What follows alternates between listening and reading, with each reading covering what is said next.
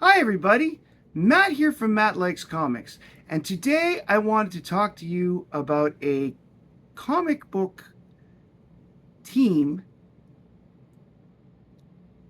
that I discovered through the dollar bin originally and have started to buy other issues of as a result of turning out that I like them. That team is called Stormwatch. Stormwatch was a superhero team that started with Wildstorm Comics as an imprint of Image Comics before moving into the DC Comics continuity. Created by Jim Lee, who is currently, of course, the CEO at, an artistic director over at DC Comics. The first appearance of Stormwatch was in March 1993's Stormwatch 1. After the Wildstorm imprint had expired, of course, Stormwatch became a main part of the DC Comics continuity, which is important because one of the characters that came out of Stormwatch ended up becoming a reasonably used character in DC, and recently had a mini-series of her own, which I have also done a video about. By the way, I just want to say thanks to Nefarious Comics for being there all the time. If you have never been there yet, their information is in the description of this video. Go check them out. They do a lot of eBay live stuff now. They're doing, I think, 3 days a week. I'm not sure which days because they change slightly, but he's usually on Fridays and he's usually on Mondays. So anyways, give him a check out down there. It'd be pretty cool. The group is depicted as a secretive team of heroes who tackle the crazy and dangerous missions while remaining unknown to the vast majority of the superhero continuity. So basically, this was Image's attempt at the Suicide Squad, because it's like the same thing. And once it got to DC, it was a little different because these guys supposedly work under the United Nations, where, of course, the Suicide Squad is purely Amanda Waller's USA team, but really it's her personal team. Originally, Stormwatch was run by the UN and is overseen from a satellite by its director known as the Weatherman. His real name is Henry Bendrix. He had cybernetic implants connected to his brain in order to better monitor the world situation and hostilities and all the other stuff that were required at the time. The field commander is a character by the name of Jackson King, who is known as Battalion.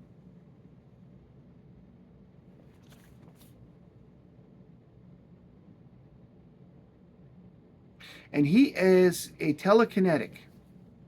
So I'm making sure I read that right before I said it. I didn't want to say it 4 times. He is a telekinetic. The other founding members are Hellstrike, who is Irish and is an energy being. Winter, who is Russian, former Spetsnaz Spetsnaz, and she's an energy absorber. Fuji from Japan, who is an energy being stuck in a suit, similar to Wildfire of the Legion of Superheroes, if you're not familiar with the. And Diva, who is Italian, with sonic powers. The team began, as I said, in Stormwatch 1, which is the series. The very first series of Stormwatch is what I'm going to show today. Books from. The early writers were Jim Lee, Brandon Choi, H.K. Prager, and Ron Martz. Early artists on the title was, again, Jim Lee, Scott Clark, Brett Booth, Matt Broom, and Renato Arlen. After the publication of two miniseries, after the Stormwatch first one, there were 2 miniseries of each 2 issues.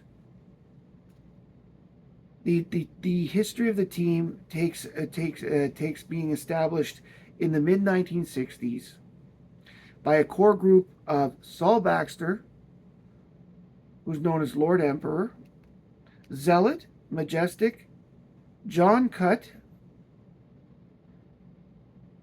who is the Spartan template, Backlash, Bendrix, and Isaiah King, who is Jackson's father. They were involved both with Stormwatch and the team called Wildcats. Wildstorm was the code word used by the United States federal government for these two people. The wild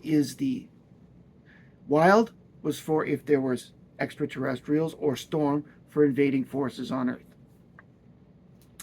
The two books, Wildcats and Stormwatch, culminated in the Wildstorm Rising storyline when both teams were destroyed. Stormwatch took heavy casualties, and Wildcats was considered dead. The new team, starting in issue 37, began shortly after this thing, and issue 37 was the first appearance of my girl Jenny Sparks. There were 50 issues with a 0 issue and a 23.5 issue. Now, I'm not going to get into every book because I have a few here. So I'm just going to show the covers of the ones that I have.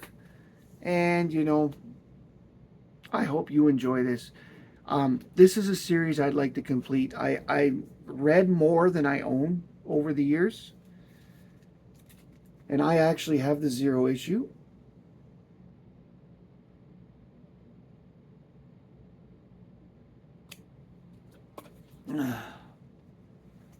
This one, of course, is issue 1. It's their first appearance.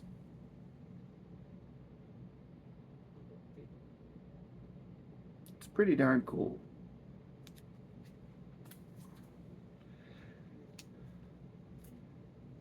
Issue 2. Now, starting with issue 2, Jim Lee actually does a lot of plotting, but he doesn't do a lot of writing, and he does the occasional art, but he passed on a lot of the work. This is issue 2. For example, here is issue 3, which is a Jim Lee cover. He did the pencils. And Trevor Scott did the inks.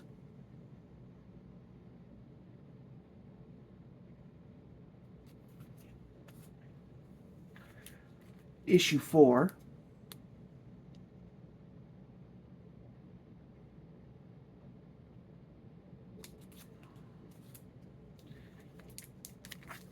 Issue 5. I really like the cover for this one.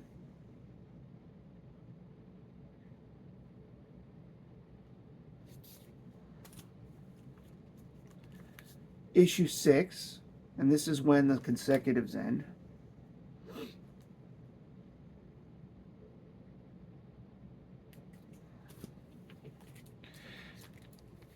Issue 10, featuring the death of Jackson, their field commander,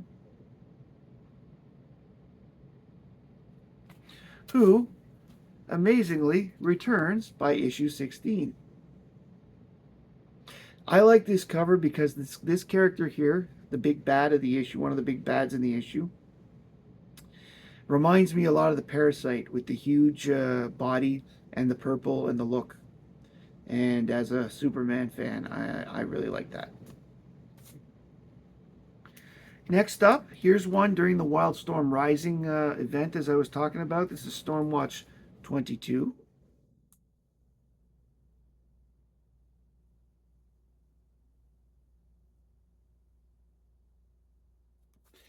And this cover makes me laugh because I looked at it the first time, and I feel like such an idiot because it took me this long to figure out. On this cover, you see the spaceship above the head? I thought it was his hat. It wasn't until I read the story and saw that it was an actual spaceship that I realized that this was his, that was a spaceship and not his hat.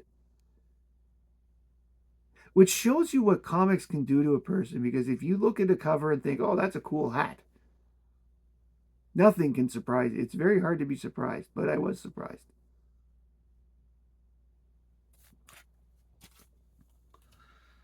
issue 25.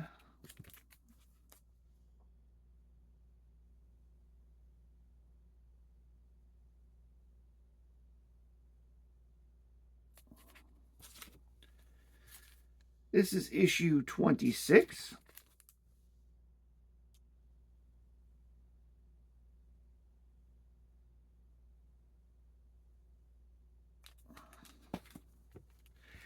Issue 37, the first appearance of Jenny Sparks, and the first issue where they split the team into two parts, where one is operational and one is intelligence or investigational. Jenny, of course, is in charge of the operational.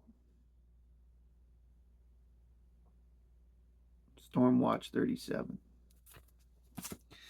And the last issue I got, Jenny's on the cover, but that's not why I bought it. If you saw the Superman movie that came out in 2025 with David Cornsweet, you saw a character called the Engineer. Well, that is the second Engineer. This is Stormwatch 48, which is the first appearance of the first Engineer. And this book was picking up for a little bit during the period of the movie until people realized, wait, it's not the right character, and it was the one with the other Engineer that started picking up. And that one escapes me at the moment, but it's also a Stormwatch book.